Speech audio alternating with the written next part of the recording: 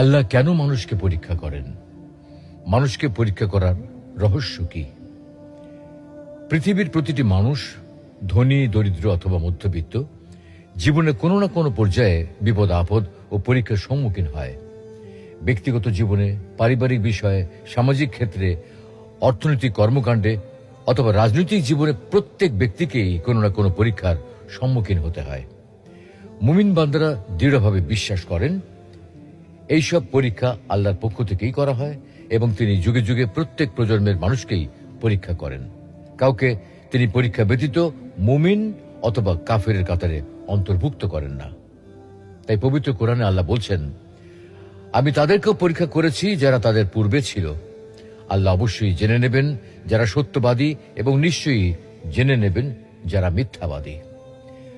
প্রখ্যাত সাহাবী সাদ রাদিয়াল্লাহু তাআলা আনহু বলেন, আমি প্রশ্ন করলাম, হে আল্লাহর রাসূল, মানুষের মধ্যে কাদের বিপদের পরীক্ষা সবচেয়ে কঠিন হয়? তিনি বললেন, নবীদের বিপদের পরীক্ষা, তারপর যারা নেককার তাদের, এরপর যারা নেককার তাদের বিপদের পরীক্ষা।